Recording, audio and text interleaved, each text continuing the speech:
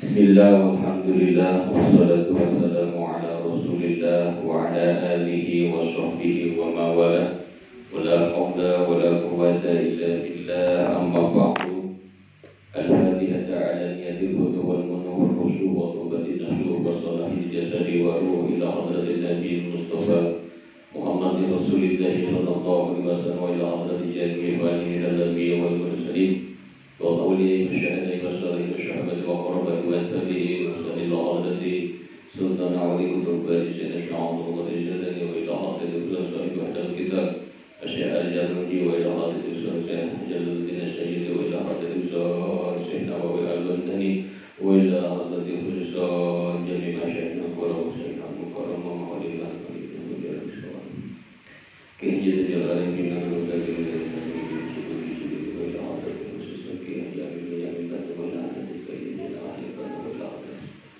Kehadiran merasa diri jika jami sudah ada di sana menjadi ketika aku yang bersuami baru jadi bersuami baru mana ada saya juga ada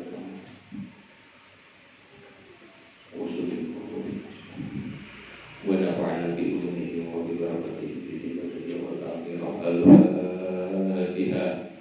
A'udzu billahi minasy syaithanir rajim. Bismillahirrahmanirrahim. Alhamdulillah الرحمن الرحيم مالك يوم الدين إياك نعبد وإياك نستعين اهدنا الصراط المستقيم صراط الذين أنعمت عليهم غير المغضوب عليهم ولا الضالين آمين. اللهم صل وسلم على سيدنا محمد الفاتح لما أغلق الخاتم لما سبق الناصر الحق بالحق والهادي إلى صراطك وعلى آله وصحبه حق قدره ومقداره العظيم.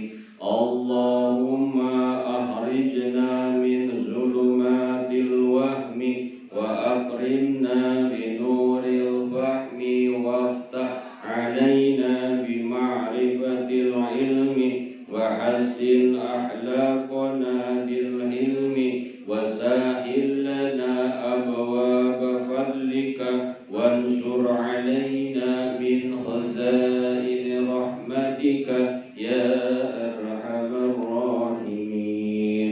Silakan dibuka atau disimak. Ya, masih kitab Ta'limul Muta'allim, masih mukadimah. Minggu kemarin ya ada di halaman 2. Belum fotokopi ya? Belum. Ya, karena saya fotokopi. Ada di halaman 2. Ini halaman 2 baris ke bawah, baris terakhir di bawah. Wa ja'altuhu usulan. Bismillahirrahmanirrahim. Qala radhiyallahu an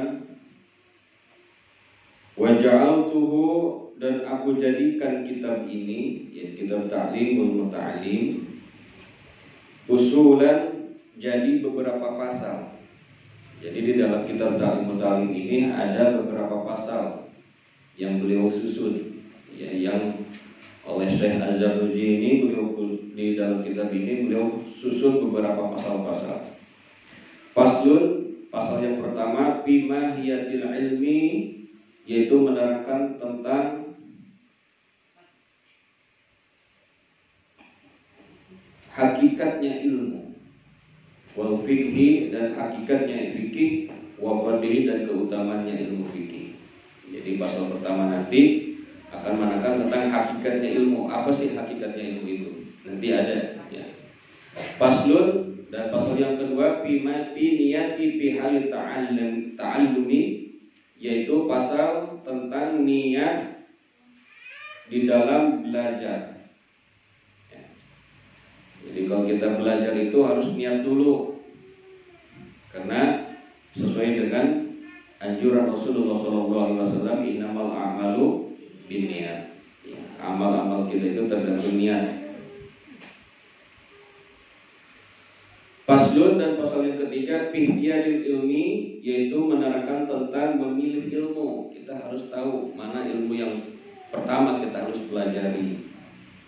Wal ustadi, dan di dalam memilih guru. Jadi jangan sembarangan milih guru, lihat gurunya. Ya, karena murid itu tergantung gurunya. Guru kan kencing berdiri, murid kencing berlari. Lihat guru yang jelas sanad keilmuannya.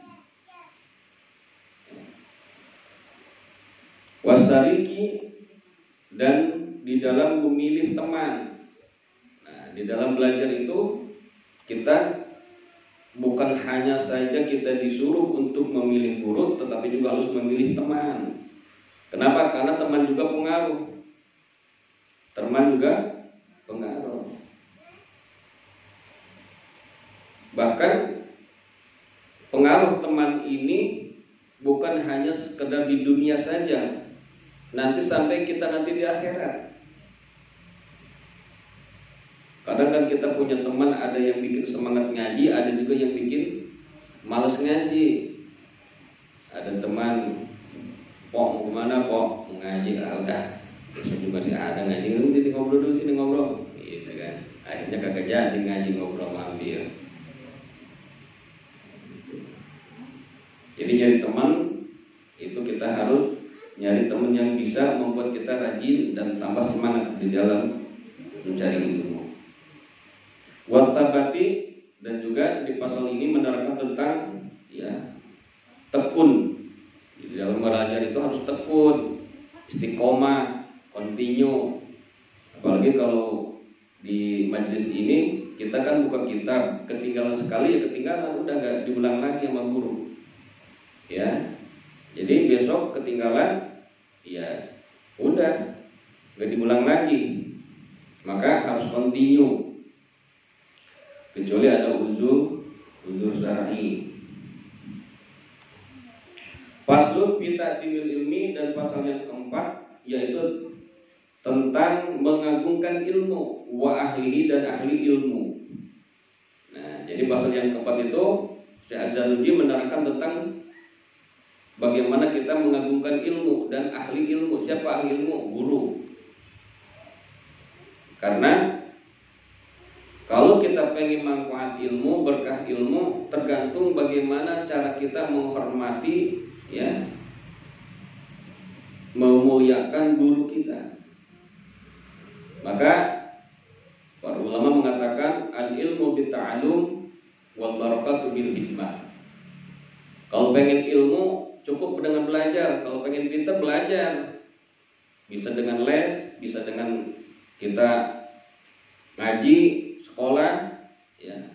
Kalau pengen pintar, tapi wal barakatu bil hikmah.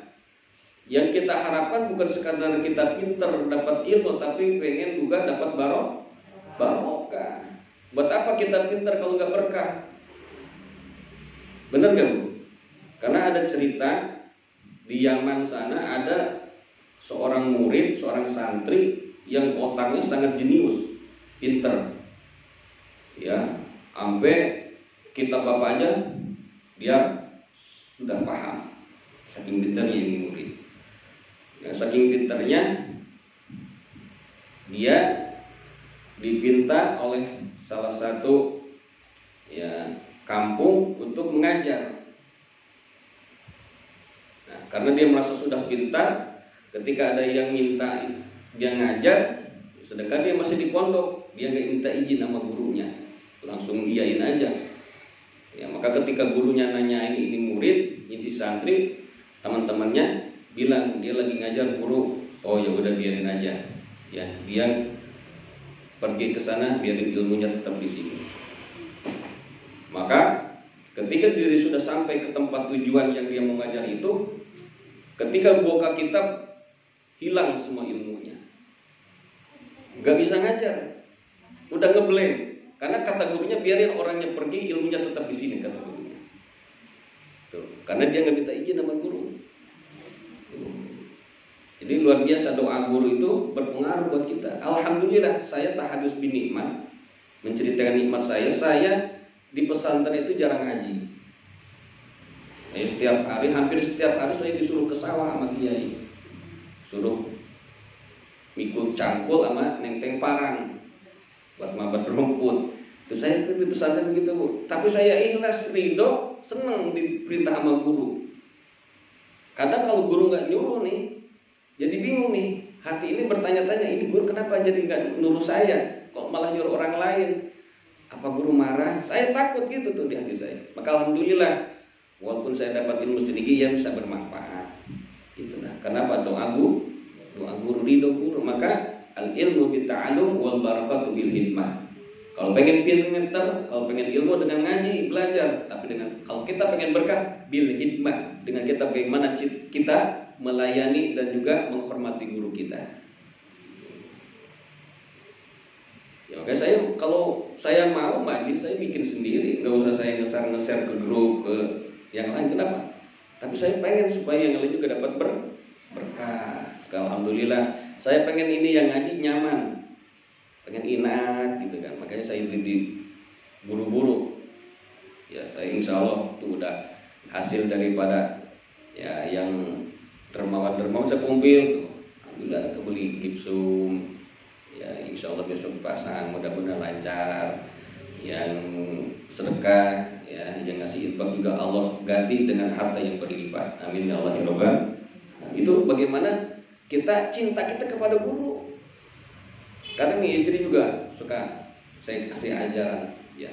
Kadang kita lagi mau maulid nih, di tempat Habib Umar juga maulid, kita dikasih amplop nih, tanya istri. Amplop bukan 1, 2, 10. Dikasih amplop 10 kita kasih di jamaah, pas balikin kan ada yang ngasihnya kecil, ada yang ini. Kita tambahin lagi mereka sendiri itu, supaya guru seneng. Padahal kita mau maulid juga, tanya istri. Kata guru saya Habib Umar, setiap kita sedekah, niatkan ini DP buat umroh, DP buat haji. Alhamdulillah, ya, saya umroh juga nggak pakai ongkos. Kenapa? Berkah dari guru. Insya Allah ini ajaran daripada ulama-ulama, bukan saya pengen dihormatin nih.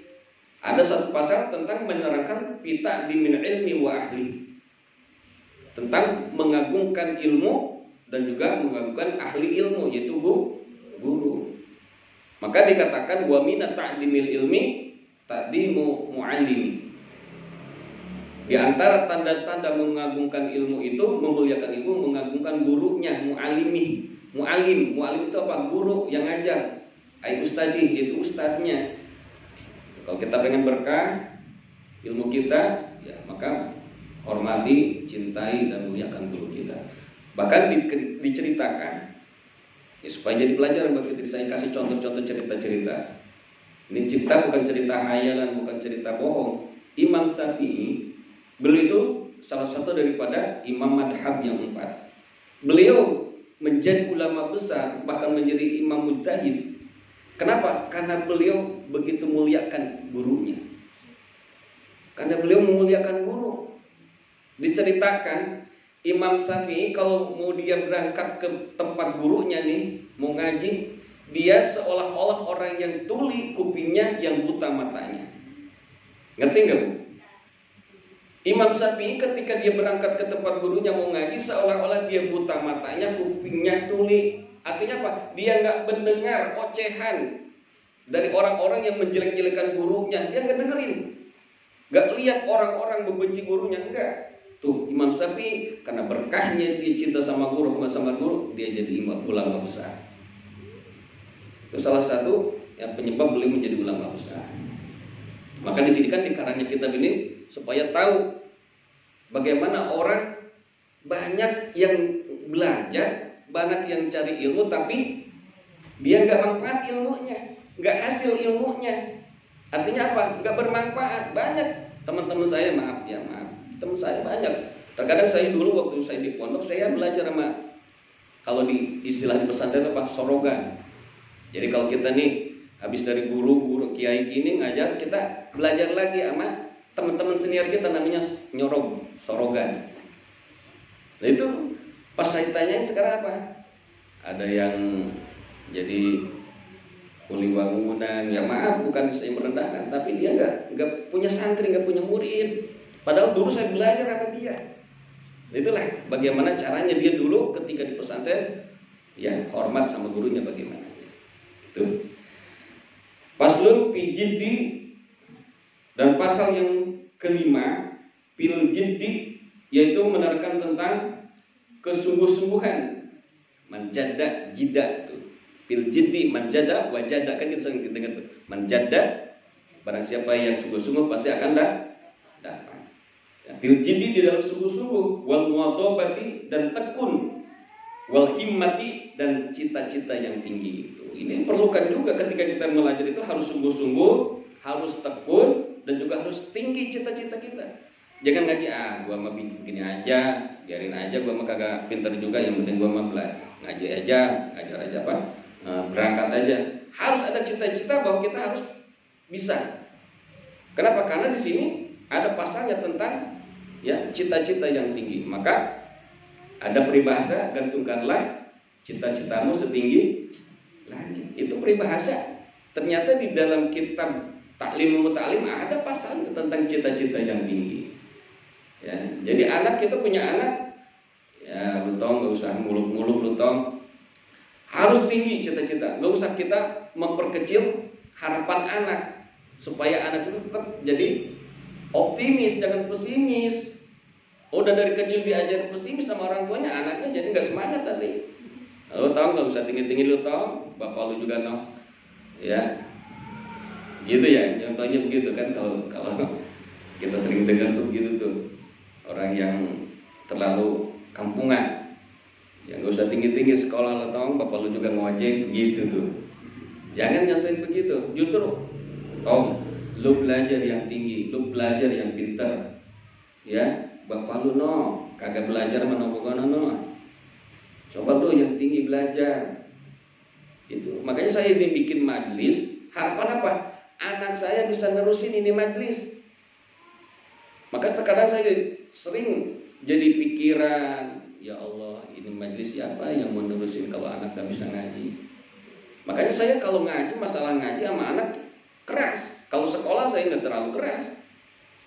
Makanya kata guru saya, kalau ente punya anak, ya bikin majlis, terus anak ente sekolahin, kagak di pesantren, udah tutup aja majlis. Begitu kata guru. Ya buat apa bikin majlis kalau anak mau, kalau malah disekolahin anak kagak di pesantren gitu. Makanya alhamdulillah anak saya yang satu 6 tahun di pesantren, yang sekarang alhamdulillah doain mudah-mudahan dua-duanya jadi anak yang soleh dan solehah, bisa nerusin majlis ini, amin ya Allah ya rabbal alamin.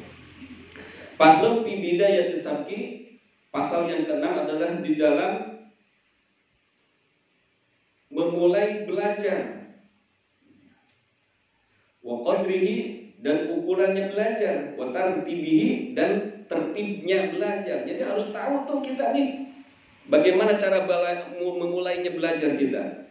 Nah, bagaimana ukuran di dalam belajar kita, dan bagaimana nih supaya kita tertib di dalam belajar. Ini harus tahu kita nih. Maka kitab Ta'limul Muta'alim itu di setiap pesantren pasti dikaji. Supaya apa? Supaya tahu para santri, para pencari ilmu tentang ya bagaimana caranya untuk bisa menghasilkan ilmu. Paslun fitawakkuli, dan pasal yang ke-7 di dalam ya berserah diri. Jadi kalau kita belajar itu jangan putus asa. Kita pasrahkan sama Allah, tawakal sama Allah. Ya Allah, aku hanya melaksanakan kewajiban untuk mencari ilmu, aku pasrahkan hasilnya kepada Allah ya Allah. Gitu. Ibu juga nih jangan minta aku usah punya keluarga. Tetap ibu-ibu juga sama, santri, tulabah, orang yang mencari ilmu sama. Ya niatnya sama, gak dibeda-bedain. Baik yang di pesantren maupun ibu-ibu yang sering ngaji, nih harus tahu, harus tawakal kepada Allah. Ya, kenapa? Karena kalau kita sudah tawakal kepada Allah, nanti Allah yang akan memberi kecukupan kepada kita. Ya, jangan kita sombong, teman-teman kita pinter, iya ngaji gitu mah gue juga bisa. Itu berarti ketawakal, sombong. Tawakal sama Allah. Ya. Insya Allah kita berhasil kalau kita tawakal kepada Allah. May tawakkal Allah bahwa hasbuh. Siapa yang bertawakal kepada Allah, maka Allah akan mencukupinya. Jadi tawakal di dalam belajar, jangan kita putus asa. kayaknya bebel banget otak ini, gua mah berhenti aja dah. Cuma ngaji tiap hari juga kayak masuk. Jangan begitu, tawakal sama Allah. Karena tadi saya nasihatin anak saya itu si Algan di pesantren. Algan jangan pesimis, jangan kecil hati, ya, jangan merasa otak kurang mampu, jadi kita kecil hati, jangan. Tetap semangat. Contoh Ibnu Hajar. Kenapa dinamakan Ibnu Hajar? Ibnu itu anak, Hajar batu. Maka ketika Ibnu Hajar dia belajar berpuluh-puluh tahun kagak bisa-bisa ngaji. Akhirnya dia putus asa pulang tuh dari pesantren. Ketika di tengah perjalanan dia istirahat di pinggir kali tuh. Pas lagi duduk lihat ada batu ketetesan air. Tes dilihat batu legok. Akhirnya dia berpikir batu aja yang keras ditetesin air yang lembut, lama kelamaan jadi legok. Apalagi kita manusia kan gitu tuh. Makanya kita jangan putus asa, tawakal kepada Allah, istiqomah, ya, tekun di dalam belajar. Maka beliau akhirnya kagak jadi pulang, balik lagi ke pesantren ngaji lagi, akhirnya jadi ulama. Maka disebutnya Ibnu Hajar, Ibnu anak Hajar batu. Tuh, harus tahu. Pasal fi waqti tahsilin, pasal yang ke-8 yaitu tentang waktu menuntut ilmu, ya, waktu tentang menuntut ilmu yaitu untuk menghasilkan ilmu. Kita harus tahu waktu-waktunya. Pasal yang ke-8 Pisapakoti wa nasihati, yaitu menerangkan tentang kasih sayang dan saling menasihati, nasihat. Nah, di dalam belajar itu kita harus ada rasa kasih sayang. Ada teman kita nggak bisa, kita harus ada rasa sayang, empati, ya. Kita bantu tuh apa kesulitan di teman kita. Ada teman kita nih, kita samper nggak berangkat ngaji, kita datengin apa kesulitannya, apa kendalanya dia sampai nggak mau ngaji, tanya apa kesulitannya. Itulah, ya, ada pasalnya tentang kasih sayang kita kepada sesama teman. Dan kita harus saling menasehati. Paslon istipadati, pasal yang selanjutnya yang ke-9 yaitu fil istipadati, dalam mencari faidah, ya, mencari apa yang bermanfaat. Pasal yang ke-10 fil waroi, menerangkan tentang waro. Waro itu apa? Kehati-hatian. Ya, fil waroi halat ta'allumi, yaitu dalam waro pada masa belajar. Jadi kalau kita belajar itu harus waro, jaga akhlak kita, jaga perilaku kita, jaga sikap kita. Jangan sampai ketika kita belajar, ya, banyak kita melanggar apa yang dilarang oleh Allah. Maka itu nggak waro, maka nggak bakalan hasil ilmu kalau orang begitu. Kalau sembarangan nih di pesantrennya, ya, nyuri apa, tapi ya itulah. Emang kalau pesantren dulu jam salah tuh ya pesantren dulu yang gak ada sekolahnya, ya Allah. Saya juga ngalamin masa-masa remaja, masa-masa nakal. Pohon kelapa kiai habis kelapanya, tengah malam diturunin sama santri. Ya ini masih ingat aja itu. Tapi emang guru mah ridho aja sama santri mah. Ya, guru punya pohon kelapa banyak banget, diturunin malam-malam sama santri. Tapi guru ridho lillahi ta'ala. Kenapa? Emang dimakan nama anaknya. Gitu. Masya Allah. Tapi ya jangan dicontoh lah dan gitu. Kita harus tetap warok di dalam belajar. Pasal yang ke-11 bima yurisul hibdo, yang menerangkan tentang apa-apa aja yang bisa mewariskan, ya, gampangnya hafalan kita. Nanti ada tuh supaya hafal apa, gampang hafalan apa, amalan-amalannya ada nanti. Ya, wanisyanin, dan juga, ya, supaya kita nggak mudah lupa. Ada nanti, ya, bahkan diantaranya, ya, kita jangan sebabnya apa, jangan nanya begitu. Ini kata ulama begitu. Ketika kita lewat ke kuburan, jangan kita baca tulisan lisan. Itu salah satu yang menyebabkan lupanya hafalan. Dan gitu, ada tuh nanti, ada. Itu bukan ta'ayul, ini emang kata ulama, menurut penelitian ulama. Ya, kita jangan bertanya kenapa sih begitu. Ini ulama yang bicara. Ada nanti. Ya, nanti bahkan ada yang, ya, banyaklah. Faslun fima yajlibu rizqa, pasal yang ke-12 yaitu menerangkan tentang sesuatu yang akan menarik rizki. Tuh, wa ma yamna'u, dan perkara yang bisa menghalangi rizki. Ada nanti Pak, Bu. Ibu nih, terkadang hidup susah banget nyari duit, ya nyari rezeki seret banget. Mungkin ada sebab-sebabnya yang bisa mencegah ya datangnya rezeki kepada kita. Nanti ada bahasannya. Makanya jangan ketinggalan ngajinya. Wa ma yajidu fil umri, dan apa-apa aja yang bisa menyebabkan panjangnya bertambahnya umur usia. Wa ma yanqusu, dan apa-apa yang bisa menyebabkan berkurangnya usia. Wa ma taufiqi, dan tidaklah aku mendapatkan taufik pertolongan illa billahi alaihi, kecuali kepada Allah tawakkaltu, aku bertawakal. Wa ilaihi unibu, dan kepadanya lah aku kembali. Wallahu a'lam bishawab. Rubijina ilman warzuqna fahma. Nanti ada Bu, bahkan ya yang menyebabkan seretnya rezeki itu kalau kita minum pakai gelas yang sudah pecah. Itu jangan dipakai itu ada nanti Bu. Terus kalau nyisir jangan nyisir yang udah pada potel-potel, buang. Terkadang sisir serit yang udah potel, ya udah kayak nenek-nenek, udah pada ompong dipakai aja, itu mewariskan susahnya rezeki. Banyak Bu. Terus apa? Kita suka membiarkan sampah sampai melewati malam. Ini kalau sore itu kita buang buru-buru sampah. Itu mengakibatkan susahnya seretnya rezeki. Juga suka membiarkan sarang laba-laba di rumah. Nah, ya kan? Itu ada nanti Bu, ada bahasnya. Maka kita jangan sampai ketinggalan sayang kalau kita ketinggalan ngaji. Karena waktu sudah jam 5.15, cukup satu kitab, insya Allah ya, walaupun satu kitab bermanfaat bagi kita semua. Amin ya Allah ya Rabbal alamin. Silakan baca rawi.